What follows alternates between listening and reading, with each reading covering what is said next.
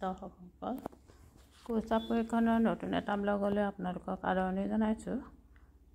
আজি মই আপোনালোকক ক্ৰচেটৰ যিখিনি বেচিক ষ্টিচ আছে সেইখিনি দেখুৱাই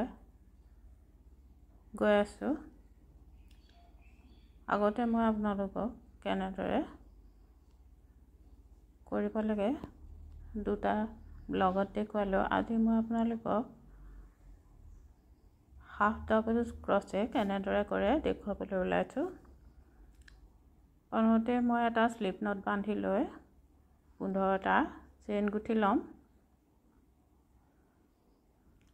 এই চেইনখিনি যিসকল নশিকাৰু আছে তেওঁলোকে একেবাৰে ঢিলাকৈ বনাই ল'ব।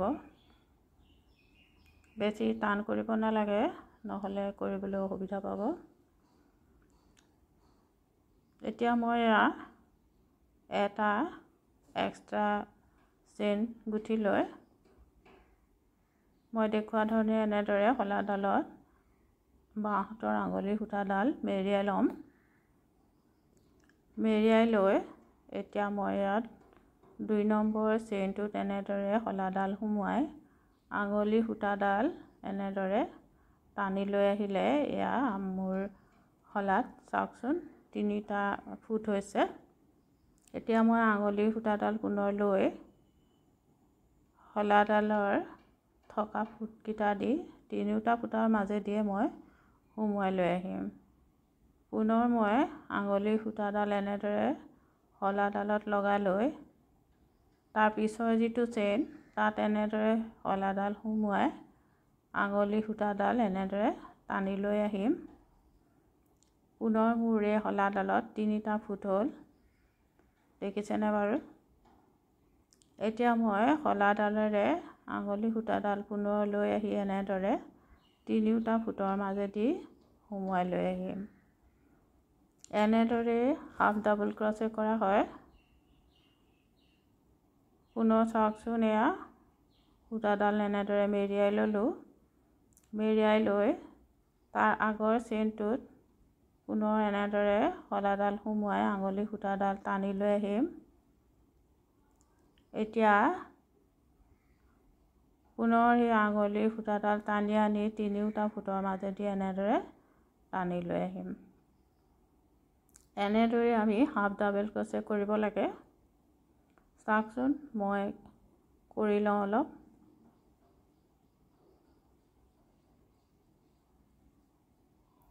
আপোনালোকেও ঊল আৰু শলা লৈ কৰি গৈ থাকিব, তেতিয়া কৰিবলৈ সুবিধা পাব।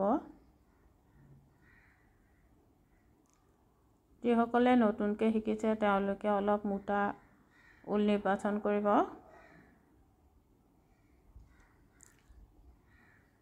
তেতিয়া কৰিবলৈ সুবিধা পাব।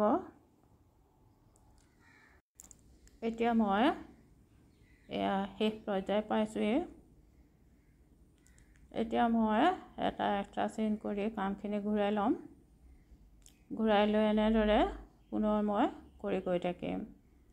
এয়া আগৰটোৰে আঙুলিৰ সূতাডাল মেৰিয়াই লৈ প্ৰথম চেইনটোতে সোমোৱাই মই আঙুলিৰ সূতাডাল পুনৰ এবাৰ মেৰিয়াই 3টা ঘৰৰ মাজেদি পেলাই দিম।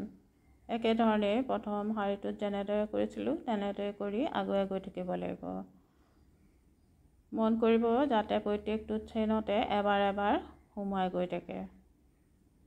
আপোনালোকে যদি এটা চেইনত দুবাৰ কৰে তেতিয়াহ'লে কামখিনি বিকৃতি ঘটিব, কাৰণ কুৰ্চাৰ কাম সদায় হিচাপমতে কৰিব লাগে। অলপ যদিও আপোনালোকৰ প্ৰথম কৰোঁতে ওলট পালট হয়, অলপ দিন আপোনালোকে মনোযোগ সহকাৰে কৰিলে নিশ্চয় কৰিব পাৰিব। মই আপোনালোকক একেবাৰে কম স্পীড দি প্ৰথমতে দেখুৱাই লৈছিলোঁ যাতে আপোনালোকে আয়ত্ব কৰিব পাৰে।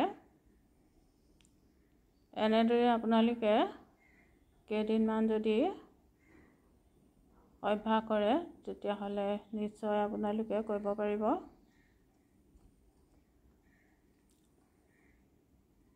যিহেতু গৰমৰ বন্ধ, সেইকাৰণে মই যদিও এবছৰমানৰ আগতে এই প্ৰশিক্ষণটো মই আৰম্ভ কৰিছিলোঁ, পুনৰ মই যিসকলে নতুনকৈ শিকিব বিচাৰে তেওঁলোকৰ বাবে এই ব্লগখিনি পুনৰ মই বনালোঁ। আপোনালোকে চাই অভ্যাস কৰিব, নিশ্চয় উপকৃত হ'ব পাৰিব। আমি সদায় আমাৰ আজৰি সময়খিনি কিবা এটা কাম কৰি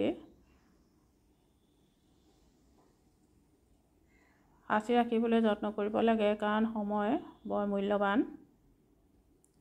আজিকালি নতুন প্ৰজন্মই হাতৰ কাম কৰিবলৈ নিবিচাৰে, কিন্তু আন দেশবিলাকত দেখা যায় সৰু ডাঙৰ লিংগ ভেদে সকলোৱে এইবিলাক কাম কৰে।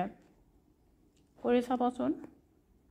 এতিয়া মই আপোনালোকক কেনেকৈনো এই স্লিপ নট বান্ধে বা মেজিক স্লিপ নট বান্ধে দেখুৱাব ওলাইছোঁ। এইটো এটা মেজিক স্লিপ নট বুলি কয়। চাওকচোন মই কেনেদৰে বান্ধিলোঁ।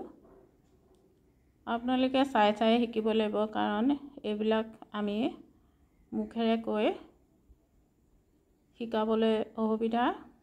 আপোনালোকে পজ কৰি ব্লগটো চাব, তেতিয়া নিশ্চয় কৰিব পাৰিব। মই এনেদৰে মেজিক স্লিপ নটটো বান্ধি এনেদৰে ডাবল ক্ৰচে কৰি যাম। মই এই ব্লগটোৰ দ্বাৰা আপোনালোকক মেজিক স্লিপ নটটো দি কেনেদৰে এটা ৰাউণ্ড শ্বেপ দিব পাৰি দেখুৱাবলৈ ওলাইছোঁ। আমি দুই প্ৰকাৰে দিব পাৰোঁ ৰাউণ্ড শ্বেপ, এটা মেজিক স্লিপ নট আৰু এটা স্লিপ নট। যিকোনো এটা ব্যৱহাৰ কৰি আমি এখন ৰাউণ্ড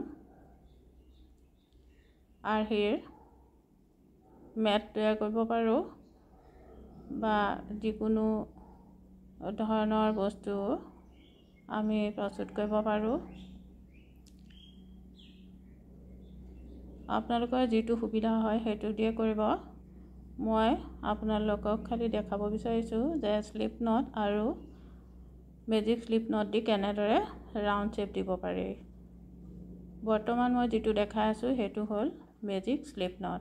এনেদৰে সূতাডাল টানি দিলে এয়া চাওকচোন কেনেদৰে গোল আকৃতি ল'লে। এতিয়া মই এয়া যোৰা দি দিম।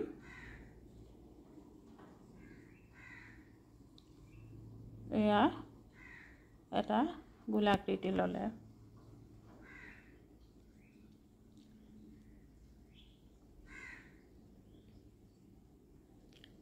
পুনৰ মই স্লিপ নটটো বান্ধি দেখাম। এইটোত আমি চুচনি গাঁঠি বুলি কওঁ। চুচনি গাঁঠি দিও আমি গোলাকৃতি দিব পাৰোঁ। প্ৰথমতে 5টামান চেইন গুঠি লৈ এনেদৰে যোৰা দিব লাগে।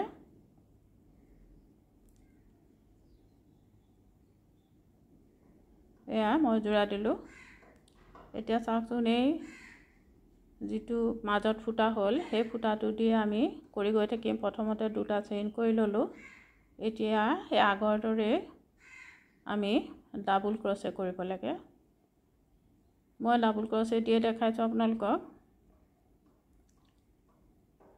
চাওকচোন, 2টা চেইন গুঠি এয়া আঙুলিত সূতাডাল লগাই লৈ আমি ডাবল ক্ৰচে কৰিম। মই আগৰ ব্লগবিলাকত আপোনালোকক ডাবল ক্ৰচে কেনেকৈ কৰিব লাগে দেখুৱাইছিলোঁ। এনেদৰে ডাবল ক্ৰচে কৰি আজি মই গোলাকৃতি কেনেদৰে দিব লাগে দেখুৱালোঁ।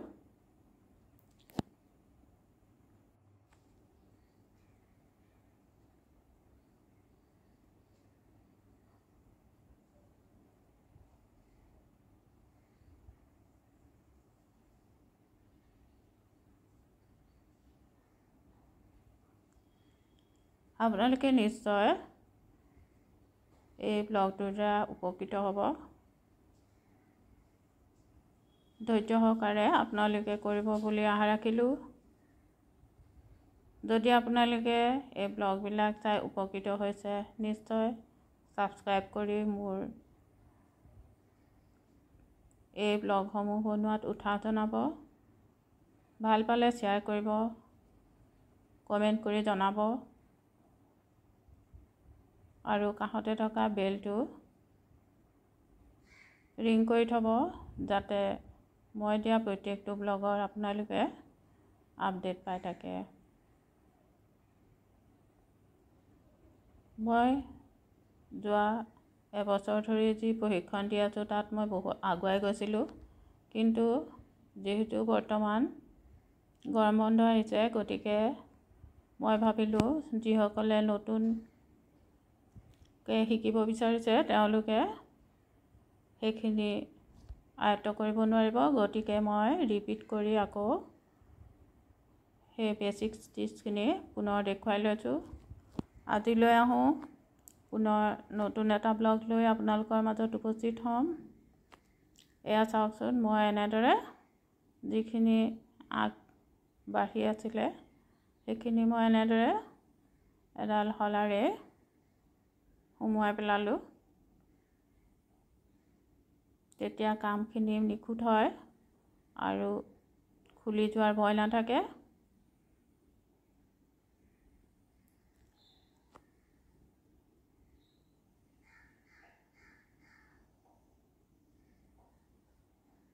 মোৰ ব্লগটো শেষলৈকে চোৱাৰ বাবে ধন্যবাদ। আজিলৈ আহোঁ।